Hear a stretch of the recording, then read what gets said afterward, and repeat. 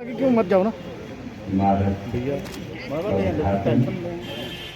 भैया मुख्य bus stand बहुमंजिला पार्किंग पाजी पाजी पाजी हाँ होने जा रहा है। क्या क्या बनाना क्या करना फिर लेना सर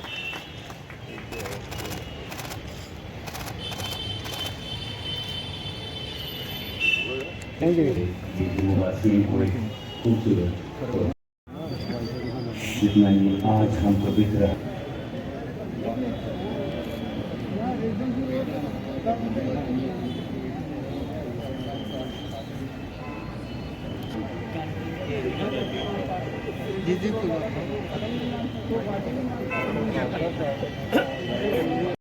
सदस्य शर्मा जी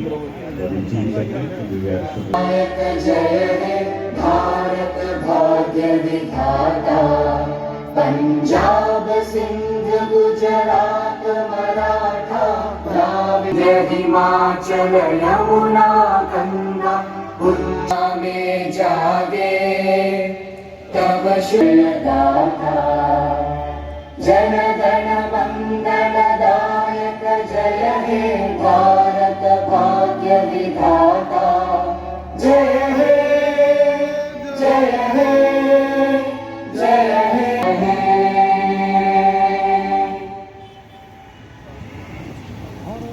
माननीय अतिथियों का स्वागत सुने जोरदार तालियों के बीच शाल भेंट करते हुए माननीय उपराज्यपाल जम्मू कश्मीर श्री मनोज सिन्हा जी को पुनः निवेदन है धीरज गुप्ता जी से श्री चंद्रमोहन गुप्ता जी को शॉल भेंट करें। गुप्ता जी को शॉल भेंट करते हुए पुनः गुजारिश धीरज गुप्ता जी से कि वो माननीय संसद सदस्य लोकसभा श्री धीरज गुप्ता जी माननीय संसद सदस्य श्री जुगल किशोर शर्मा जी को।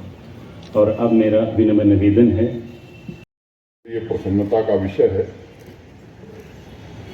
कि 2021 में जो परियोजना यहाँ प्रारंभ की गई थी उसे धीरज गुप्ता जी ने आज पूरा कर दिया है। मैं सोच रहा था और मुझे जो बताया गया कि पिछले 2-2.5 वर्षों में ही मुख्य रूप से काम हुआ है।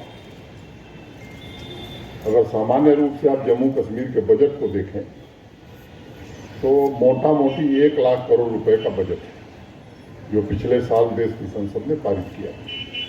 इस साल थोड़ा बढ़ गया है, उसके पहले 90,000 करोड़ रुपए। जब दूसरे राज्यों को हम देखते हैं और उनसे तुलना करते हैं, मैं इसलिए कहना चाहता हूं बड़े जिम्मेदार लोग हैं, वो इस बात को आसानी से मुझे लगता है 20 करोड़ रुपए, आबादी 12 करोड़, और ये कोई 2-3 साल में नहीं हुआ। ये आज़ादी के बाद से ही अगर बाकी राज्यों की तुलना में जम्मू कश्मीर के बजट को देखेंगे तो 5 गुना 6 गुना बजट यहाँ मिलता रहा। अगर सरकारी कर्मचारियों को, गवर्नमेंट एम्प्लॉइज को हम देखें तो बिहार में 3.5 लाख, जम्मू कश्मीर में लगभग 5 लाख।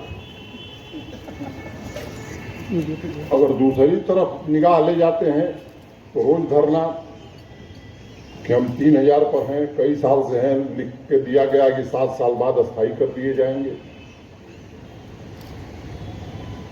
हम गरीब हैं, हम पढ़े लिखे हैं।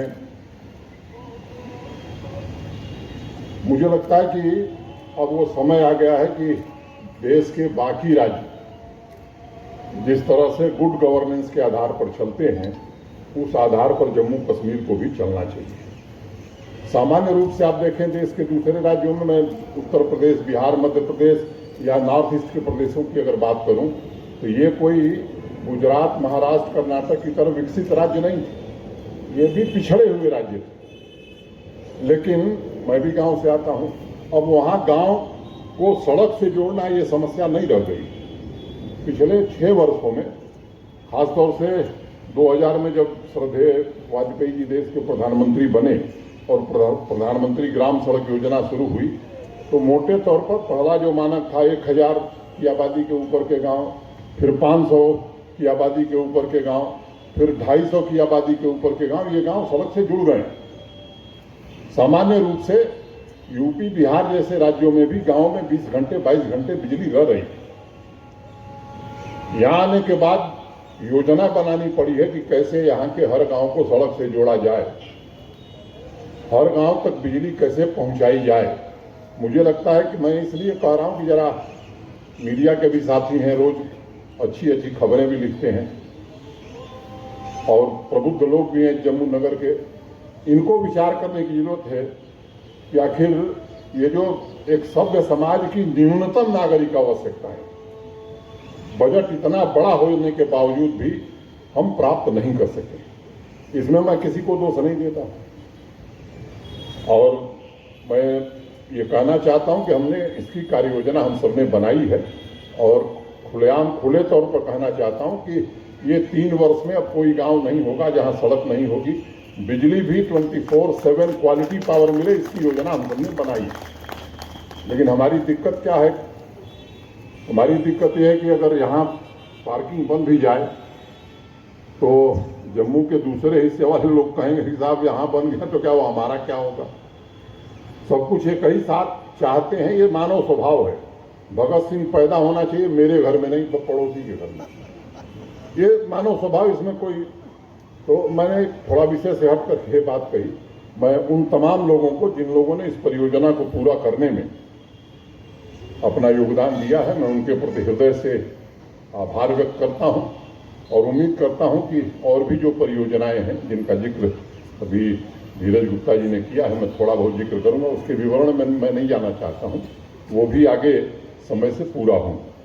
अगर मोटे तौर पर जनसंख्या को आप देखें तो 32-33% लोग शहरों में रहते हैं और जो अनुमान है कि आने वाले दिनों में 8-9 सालों में यह संख्या 41-42% होने वाली। अगर सकल घरेलू उत्पाद को देखें तो उसमें नगरीय क्षेत्रों का, माने शहरों का 63% योगदान है और एक आकलन है कि 9-10 साल बाद ये योगदान 75% होने वाला है। जब ऐसी परिस्थिति है तो फिर नगर कैसे होने चाहिए? मुझे लगता है कि ये केवल नगर विकास का विभाग या आवास का विकास का विभाग, जीडीए या म्युनिसिपल कॉरपोरेशन या मेयर, डिप्टी मेयर और कारपोरेटर, मुझे